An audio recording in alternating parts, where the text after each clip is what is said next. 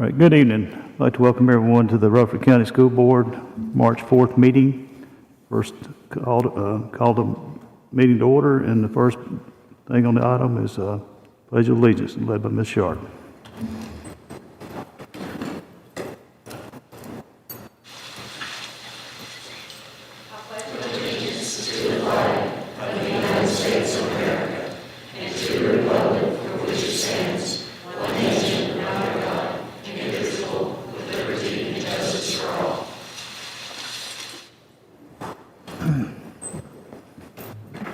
Thank you, Ms. Sharp. If you would please join me in a moment of silence.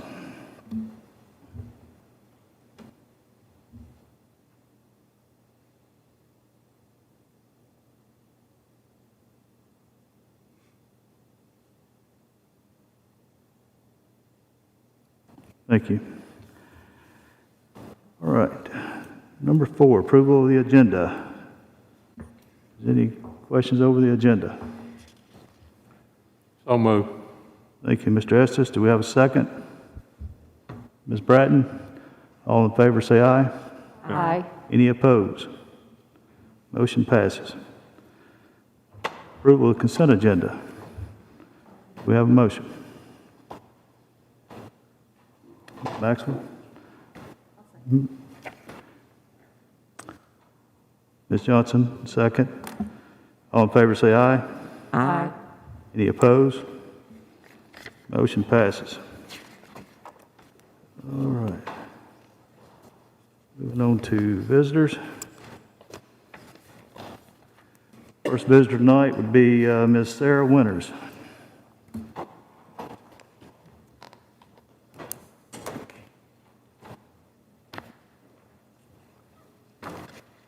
Good evening. I'm Sarah Winters. I'm the nursing supervisor for Rutherford County Schools, and Mr. Spurlock just asked me to come and describe a little bit more detail about what happened with the COVID-19 vaccines this past weekend. And if it's all right with everybody, I'm just going to read from a timeline I put together, and just let me know if you have questions. So back in middle of January, Mr. Spurlock shared some information from Commissioner Schwinn about the possibility of schools being able to vaccinate their employees, and I told him I would look into it. On January 14th, I told Mr. Spurlock that I've looked at storage needs and found a few models of refrigerators that might work, and I said that we would have to purchase a refrigerator as well as a digital data logger. A couple weeks later, on January 26th, I had started the online application to become a vaccination site. I emailed my contact, Patricia Lee, with COVID-19 provider onboarding with the Vaccine Preventable Diseases and Immunization Program at the Tennessee Department of Health, because I was having a great deal of trouble finding the digital data logger that they required. There's some very specific specifications that they were asking for, and I was literally taking hours searching, Googling, Amazon, everything, trying to find this digital data logger. They put me in touch with someone called Michelle Hansen. She's a public health nurse consultant with the Vaccines for Children program of the Tennessee Department of Health. She emailed me that they would be able to get me a digital data logger, and I was ecstatic. Shortly after that, probably the next day, Jessica McClelland, who is a regional immunization nurse with the Mid-Cumberland Regional Office of the Tennessee Department of Health, called me and said that she had a data logger she would bring me, and she brought it here and left it in my box here at the central office. She also brought me an 18-page instruction booklet with it. I did take time. I looked through that. I set it up, was able to download logs. Everything seemed in order. I put it in the refrigerator that we purchased, and figured we were ready to go. On February 1st, I came to the part of the application that said it was asking for all practitioners who have prescribing authority for the application. And since I'm not a nurse practitioner and we don't have an MD working here, I told my contact, Patty Lee, that none of us had those qualifications. And she replied, you can just list any of your nurses and their Tennessee licenses. So that's what I entered into the application. The following day, Ms. Lee asked me to email her, I'm going to take this off, sorry, so I can speak a little more clearly. Ms. Lee asked me to email her the total number of Rutherford County employees and the numbers of employees that were 19 to 64 and then 65 and over, which I did. On February 4th, Ms. Lee told me that they actually did have to have an MD sign off on the application, so the information she'd given me originally was wrong. I did reach out to our voluntary unofficial medical advisor, Dr. Marcy Castleberry with Murfreesboro Medical Clinic, and asked if she would consider signing on the application, and she agreed and completed the online form the same day. On the 9th of February, I reached out to Mrs. Lee and asked if there was anything else we needed to do on our application, and she replied that we'd completed the profile and agreement, and that someone from TENIS, which is the Tennessee Immunization Registry, and the storage and handling office would be contacting me to ensure proper connection to the information system and storage of the vaccine. I don't think I ever heard from anybody. On 2/11, I did have a call with Ascension St. Thomas Rutherford because they were interested in helping to get our teachers vaccinated. And then on the 12th, my team of nurses and I went to Ascension St. Thomas and toured their vaccine clinics so we would have a plan for how we were going to run our clinics. On February 17th, I inquired if 2/27, which was the date that we were hoping to hold our clinic, would be too soon to expect vaccines for administration to employees. And then on the 19th, Dr. Celia Goodson of the Tennessee Vaccine Planning Team emailed me that the initial allocation was going to be 1,000 doses, that was across the board. It was just when starting up, it was 1,000 doses. So we were approved, we would be getting 1,000 doses of vaccine. On 2/22, I received an email that a vaccine order was being shipped. I did alert Debbie Murphy of the Materials Center that it would need to come directly to my office to the refrigerator once it was received, so she was on the lookout. On 2/23, I inquired about access to TENIS and submitted a list of nurses who would be TENIS users at the COVID mass event on 2/27. On 2/25, we did receive the shipment of vaccines at 8:16 a.m. and it was brought to my office. At approximately 9 a.m., I put the entire box in the refrigerator. The digital data logger was in the fridge. We also had a digital display thermometer in the fridge and the freezer. At approximately 11:30, my charge nurses came to the central office to help me nurse to prepare for our clinic on the 27th. We unpacked the box that we received. It was frozen. All the vaccines were frozen. Followed the instructions. Everything was in order.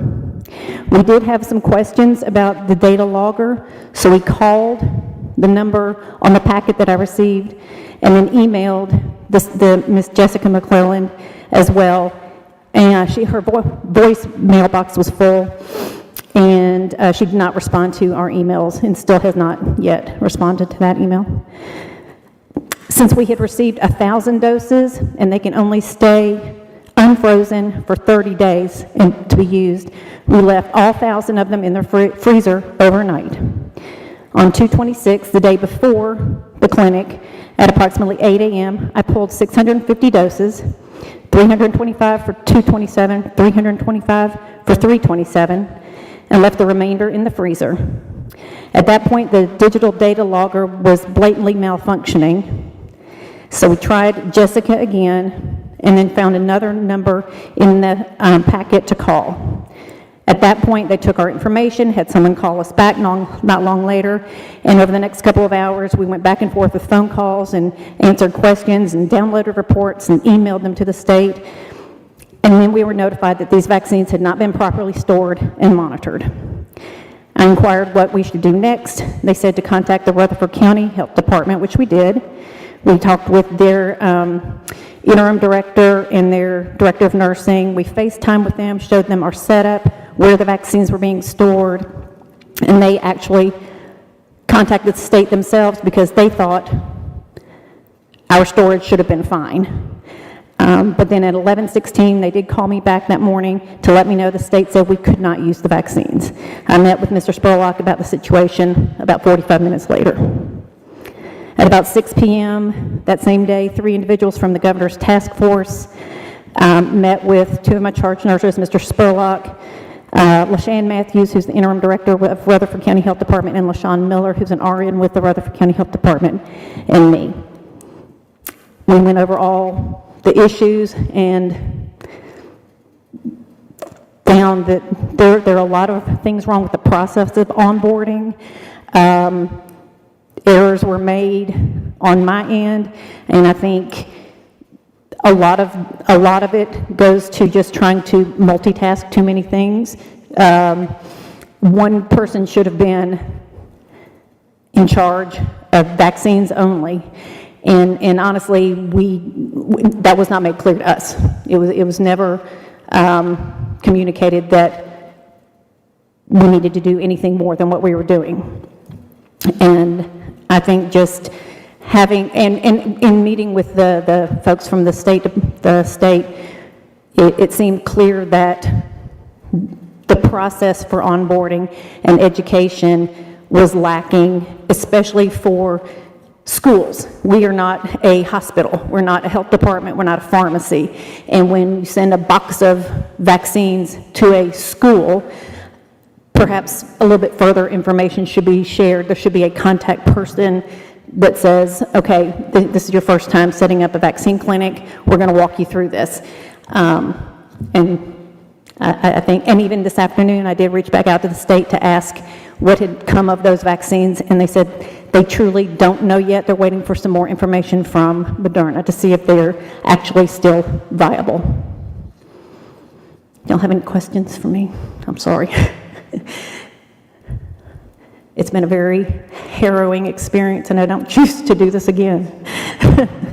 We were able to, with the help of the health department, vaccinate 302 staff here on that Saturday, and we'll get their second vaccines on 3/27. So they were definitely able to partner with us, and about 30 of my nurses spent the Saturday vaccinating folks and had a good outcome, and I'm hoping that these vaccines are still salvageable. Thank you. I can piggyback on and give us some information in terms of where we are with our vaccines. We've sent out a survey, I guess later at midday. We've currently, as of 4:20 today, had 2,579 responses. And of those 2,579, 1,707 have received the vaccination. And when you break it down, 1,557 have 1 dose, and 150 actually have received both doses. And keep in mind, this survey is continuing on, so we will get more data as it comes along. So we're looking at about a third right now, and that's through the survey. I mean, the survey's only been online for maybe a couple of hours. It hasn't been long. All right, thank you. Next would be Ms. Heather Scott.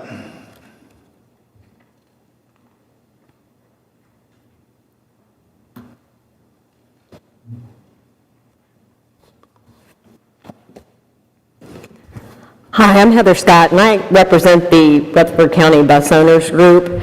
And I know tonight the contract is going to be later on in the agenda, and I wanted to not only talk about that a little bit, but also talk about some pending legislation down at the Tennessee General Assembly that may have an impact on the contract at some point. What is working its way through the House right now is a piece of legislation, and it's House Bill number 497 and Senate Bill number 1116. And what this will do is it'll actually increase the time period that a board can contract with transportation owners from 4 years to 6 years. The reason this is taking place is as buses cost more, owners are having to finance for a longer period of time, up to 6 years. And as of right now, it's only 4 years. Financial institutions want a guarantee that they're going to have a revenue stream coming in for that 6 years. So that's the need for the legislation. If it does pass this during the term of the agreement, and it probably will, we're going to come back to the board to ask for a 2-year extension on the agreement. The 6 years is actually a benefit to everyone. It is a longer period that you have to go between before you have to negotiate a contract again. But as small business owners, the bus owners, they're going to have some security knowing that they're going to be able to secure that the financing going forward. And the county also benefits by not having to buy buses, not having to do the bus maintenance, and hire driver employees.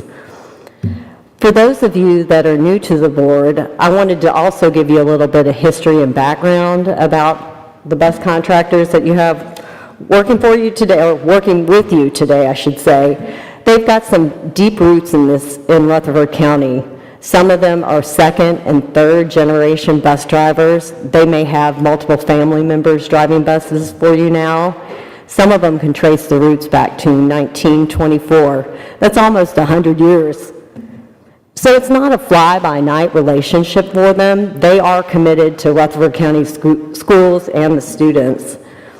They're an asset to Rutherford County schools. They know the roads, they know the routes, they know the systems, procedures, they know other contractors, they know the teachers. But more importantly, they know the parents and the students, and the parents and the students know them. As a testament to this, Clarissa Smith, one of the owners over there, happened to mention to me, she was speaking with a woman who new to Rutherford County, had a child that is going to be enrolled, and she did not know who her bus driver was. Because of her relationships, she was able to connect this parent with the children and get connected to with the driver and make that connection. They're just seasoned contractors. They have a lot to offer. They have some efficiencies that they can offer to the bus committee, to the policy committee, that's going to save the county time and money. This contract tonight that you're going to be reviewing, it meets all the goals that your team had. It's going to fill those hard-to-fill routes.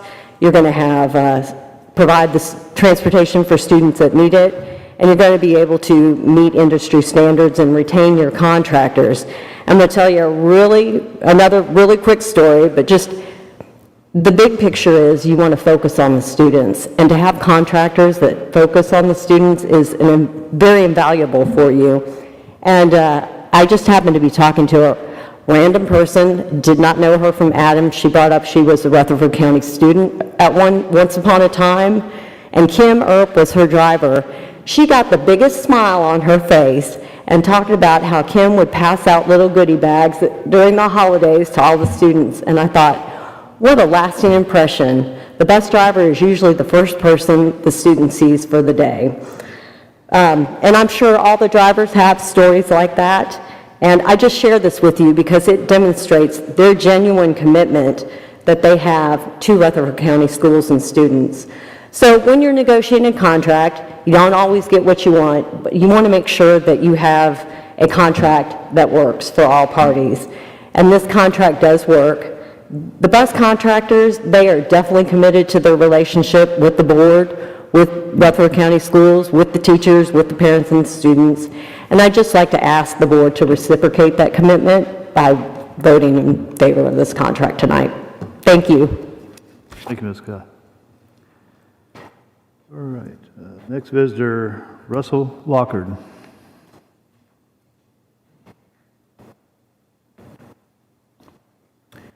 Good afternoon, and thank you for the opportunity to address this board. My name is Russell Lockard, and I live at 123 Deer Valley Drive in Eagleville, Tennessee. And I've come to address the board this evening on behalf of my family and on behalf of international exchange students that would be interested in coming to Tennessee.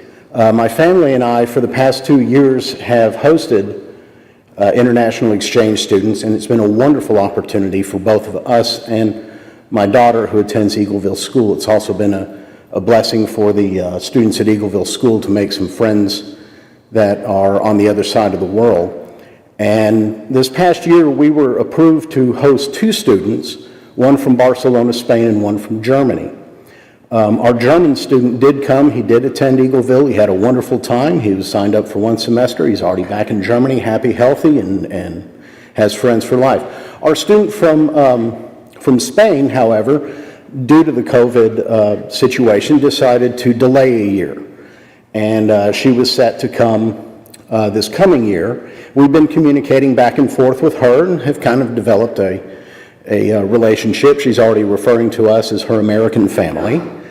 And we were alerted by International Exchange about 3 weeks ago that this board had voted, I think in October or November, to disallow International Exchange students for the forthcoming school year. And I'm simply here to plead with you to please reconsider that decision, especially in light of the vaccines that are being distributed amongst the community, and the COVID situation looks like it has a positive upturn to it. I would just urge the board to please table this final decision until a later date, as we can look at how things have progressed, and this may be allowed to do so.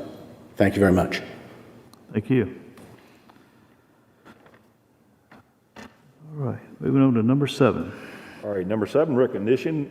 Dr. Mark Gagne was selected the first principal at Plainview Elementary set to open up on August of 2021. And Dr. Gagne, if you come up and introduce your assistant principal. My assistant principal?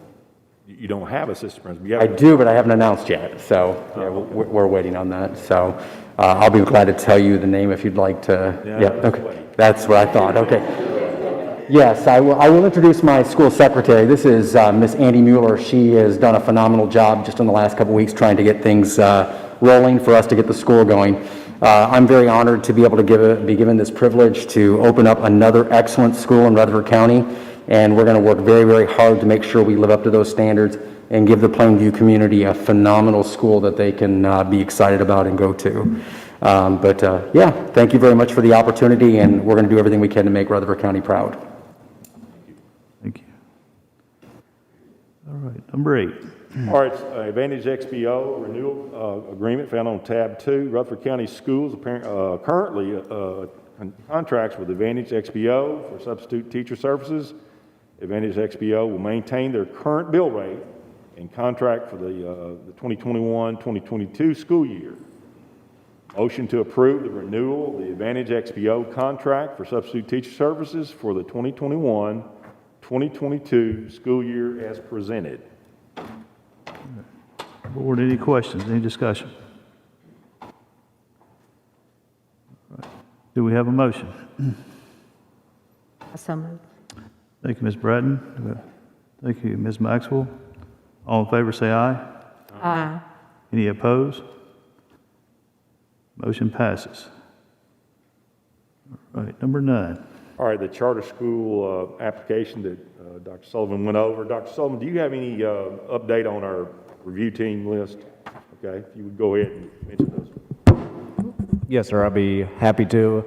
Our Rutherford County Schools Charter Review Team for March 2021 up until February 2022, so for this 11 months. Dr. Andrea Anthony, Assistant Superintendent for HR and Student Services. Mr. Doug Bodery, Assistant Superintendent for Budget and Finance. Mark Gullion, Federal Programs Coordinator. Katie Kasaboski, the Special Education Coordinator. Kelly Chastain, our EPSO and Science Coordinator. Dr. Carrie Holman, our Laverne Middle School Principal. Ms. Paige George, Cedar Grove Elementary School Principal. Ms. Sheila Bratton, Rutherford County School Board Representative. Mr. Wayne Blair, Rutherford County Community Member Representative. Raquel Peebles, Rutherford County Community Member Representative. John Sherman, Rutherford County Community Member Representative. And then myself, Jimmy Sullivan, Assistant Superintendent for Curriculum and Instruction. All right, motion to approve this charter review team as presented. All right.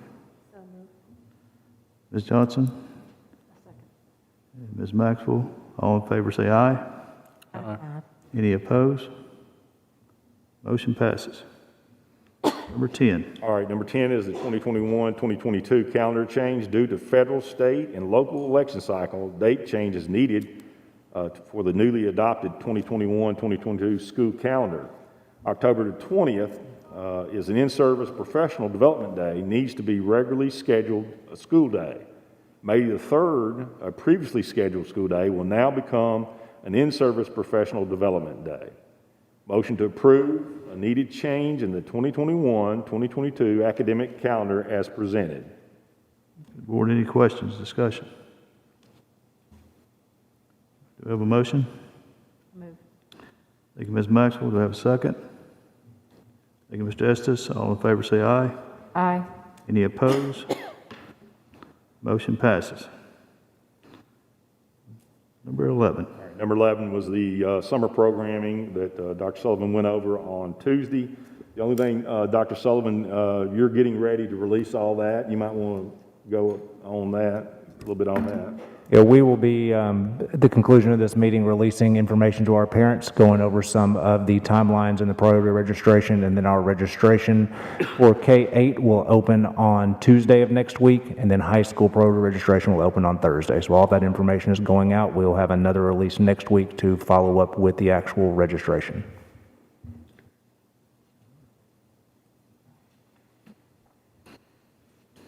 Financial matters, number 12. Number 12, financial matters. This is the formation of the study committee to review employee health insurance options. This was in response to the request of numerous school employees for the school board to review options for employees' health insurance offerings in light of insurance premium increases. A study committee is being created and has been created, and this committee will be made up of a school board member, an REA representative, a certified classroom teacher, a school administrator, the Assistant Superintendent of Budget and Finance, the Assistant Superintendent of Human Resources, and 2 classified support staff members. This committee will review the following and make a formal recommendation to the Board of Education.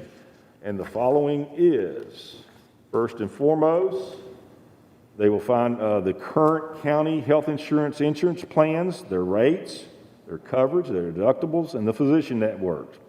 The committee will meet with the county health plan representatives to review these items and have any questions answered about these plans. They will also review the state of Tennessee health insurance plan rates, their coverage deductibles, and the physician networks available to the LEAs. The committee will meet with the state of Tennessee health plan representatives to review these items and have any questions answered about these plans.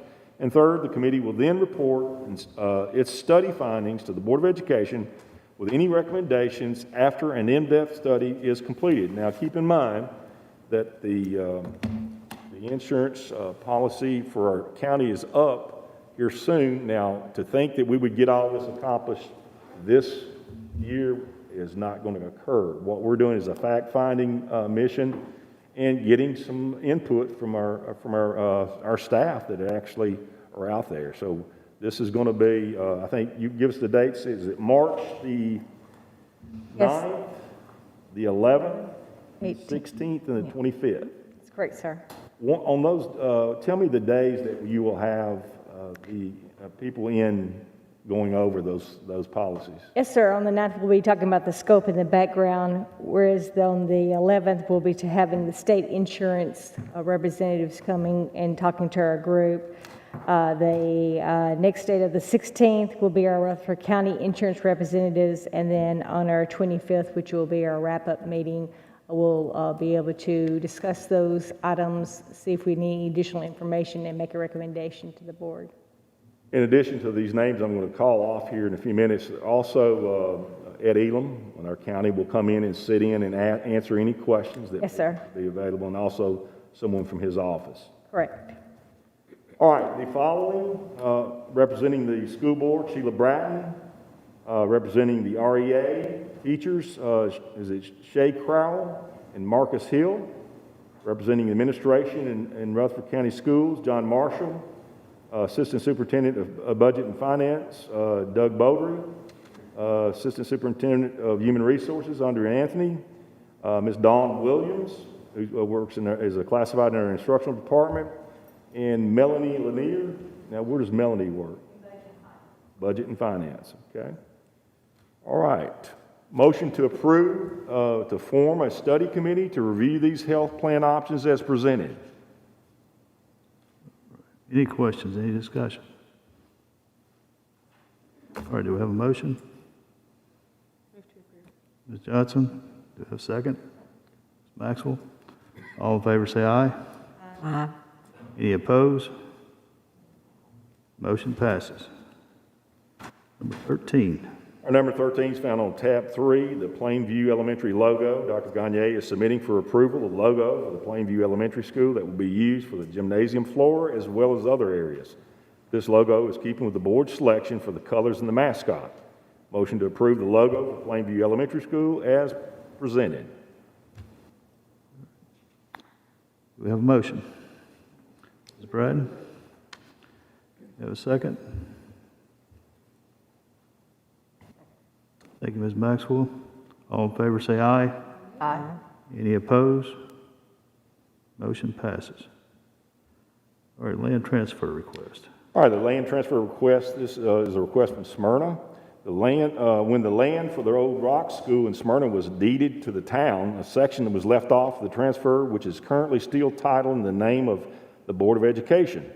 The county wants to convey this attached property to Smyrna for the use of the adjoining Smyrna Fire Hall.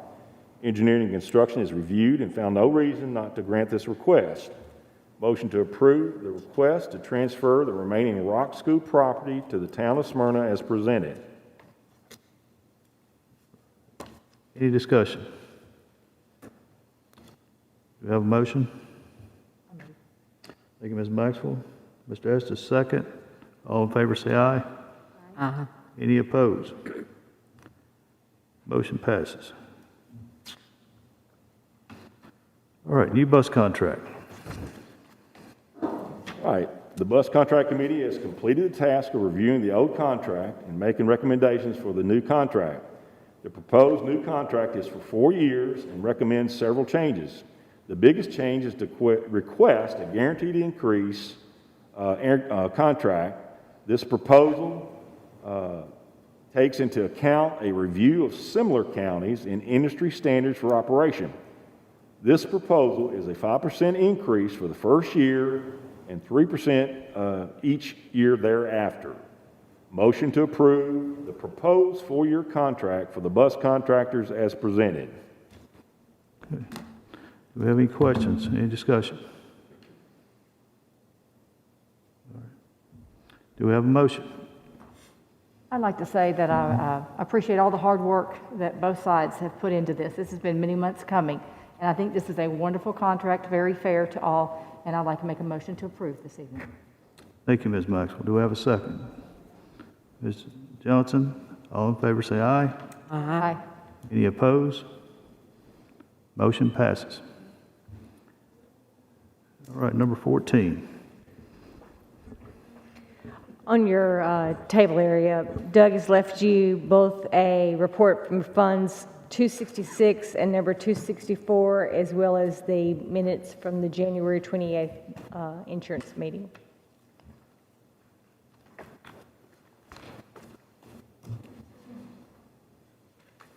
And our next meeting this month will be on the 25th.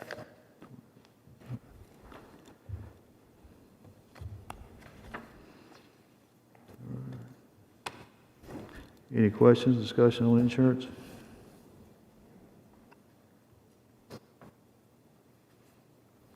All right, moving on to number 15.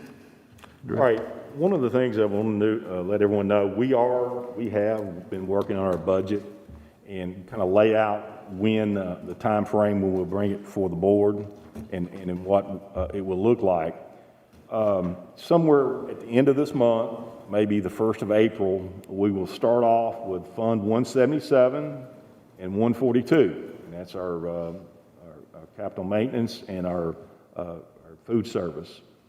And we will go through every part of it, every little dot and tittle in terms of line item after line item. What's the increase, what's the decrease, what's it for? And then on the next time, we will go through the 141. Now, the 141 is a general purpose fund. It's obviously much larger than the other two. So before we have those meetings, I'll have Mr. Lee to send his 177 out to all board members. And we'll have Mr. Smith to send out his budget to all board members.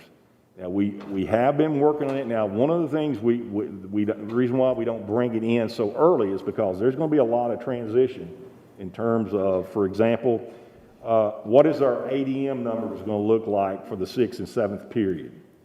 For those of you new board members, on the 6th and 7th period, we get funded where our greatest funding takes place. 35% of those two funding periods that make up our funding.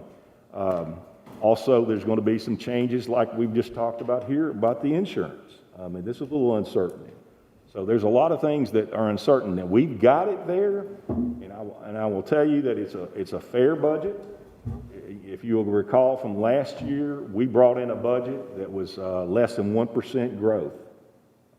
We know that the COVID has made some difficult things for our budget, but some of the funding that we're getting from the federal government is going to bridge that gap. But there are some things, when you look at it, we're going to have to stand up, and one of those things are for our teachers, for the raises. I know the governor has put out a number, but keep in mind that number does not equate to what we receive from BEP. We are approximately 400 and something positions over BEP, and this board has always provided the same raise for our classified as they have for our certified. So there's some things there we'll be working with, but we're going to, I just want to put that before you. Sometime at the end of this month, 1st of April, will be that first meeting. Prior to that meeting, we will provide you with that budget so you can go over it, look at it. If there's some areas in there, and there will be, that you're unfamiliar with, what does this entail? Then reach out either to me or reach out to someone in that area, either whether it be Mr. Lee or Mr. Smith. And then on the 141, that will take a lot of time to go over. All right, thank you. Number 16, Ms. Bratton, TLN. Yes, I did contact two legislators last week, and they both said they don't have anything to tell me at the present time. However, as I was going through this packet from Dr. Sullivan, I saw on the last page that it was talking about the accountability and the hold harmless, and I was wondering if it would be okay if he explained this to us and any other updates you might have on the hold harmless. Yeah. So this is an area that we are concerned for our teachers. We started talking to them about this last week, roughly. The legislature did really a great thing for educators, and that they passed the hold harmless. However, there's a FAQ document that came out today from the Tennessee Department of Education that mentions State Board Policy 5.201, so State Board Policy 5.201, which, although we have a hold harmless, teachers still will have the option to receive something called an LOE score, their level of effectiveness. And while that may not seem like a big deal, in hold harmless, teachers are given the option to nullify their score. If they nullify their score, they will not earn professional development points, which means they will not be able to get those points for their license. And second, they will go back to whatever the maximum required number of observations, depending on their type of license. And so, although we hear it's hold harmless, there are, of course, some stipulations that educators are still going to get a growth score, schools are still going to get a growth score, districts are still going to get a growth score. And so when we hear hold harmless, it's not necessarily hold harmless, because we may have teachers that will not get their points to renew their license, or may not get to be able to have a different number of observations. And so that's all in state board policy. It has nothing to do with the legislature. They held their part of the bargain for that. One of the things that the TDOE will take information from the directors of schools, and this will be something we meet with them on Mondays, Wednesdays of every week. That will be something that the TDOE can go to the state board and request a waiver. Right? Now, the biggest thing in terms of everything is the 80% participation rate. In order to be held harmless, if you will, 80% participation rate, not only by every individual school, but also collectively by the district. Now, we're working diligently to make this thing happen, And, you know, this is something that if it doesn't occur, if someone doesn't hit the 80% participation rate, they automatically will get a published grade, a letter grade, and a published information for the data. The information that Dr. Sullivan talked about, we can and I will, and believe me, there's a lot in the same boat with our directors of schools. That will be something we'll be requesting a waiver from. Last year was the same thing. The State Board of Ed did not come out, and they will not. They're policymakers. The entity that goes forward and requests something to be waived is the Department of Ed, more specifically Commissioner, at this time, Commissioner Schwinn. So those will be the conversations that we'll have with that. So I think our teachers need to be aware, but I think they don't jump off a cliff just yet, because there's still some time in the game. So you can ask for a waiver? We can ask for a waiver. We can For request. both of these things that we were just discussing? Yes. Okay. I mean, and they did it last year. They waived it because we were in a pandemic. They did the same thing last year. But this is something, I think why they're doing, obviously, they want us to really, quite frankly, they want a good faith effort on what we're currently doing. And to step forward and say we're wiping everything, there's no skin in the game. Sometimes, not always, but sometimes that can provide, not our teachers, but it can provide our students not to give the effort that we expect from them, And it has been a difficult year. I think everyone would say that. I will say this, I'm very proud of Rutherford County Schools being open. We've got some school districts that are just now going back to school. And I don't mind sharing this. We got a State Department of Ed that has not even gone back to their office since March. And we've had our educators here working hard and putting forth the effort to make sure all our teachers and our kids are safe and receiving what they deserve. Thank you. Mm-hmm. I think that's something that we all need to be aware of. Absolutely. Mm-hmm.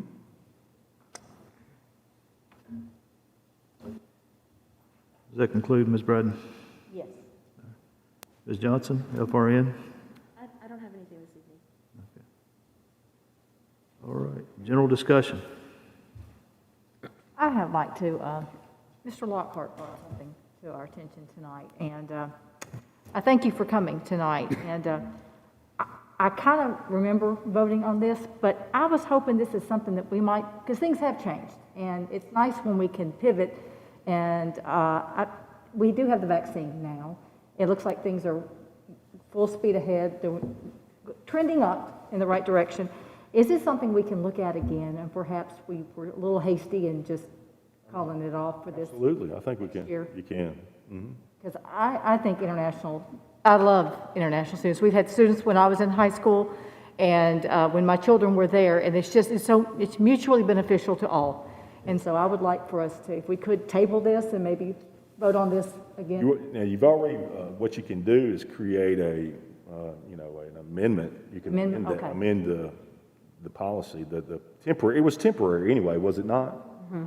But they could go back and do an amendment, right? I believe they suspended it by board vote. I'll double check, and at the next meeting, we'll bring whatever you need. Yeah. Could I ask, when do you need to know this? Yes, when do you need to know? That's important. I would be happy to research that and get back to you. Okay.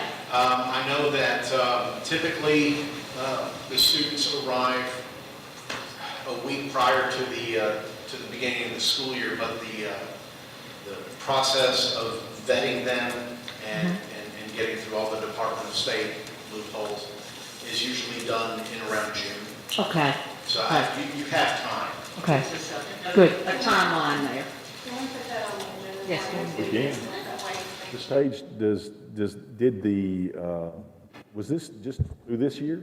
It was, and I believe that was just a temporary hold without necessarily a date, but I believe we just did it by board vote. So I think next time we probably can just do a vote. I don't think we actually changed the written policy. But if we did, I'll bring an emergency policy for you. So it can just be an agenda item That's that right. the board votes on? Yes, ma'am. Send that. Excellent. We can do that. And also, is anyone following Representative Sparks' voucher bill? Has it made it out of committee? I haven't heard anything on I that. don't think, Senator Reeves is also sponsoring on the Senate side, too. Right, right. I've kind of lost track with it. I'm moving and kind of been delayed with that. So I just wanted to talk about that because it's another voucher bill and it's a Cadillac voucher bill. So we need to talk about that. All right, any other discussion? All right, we are adjourned.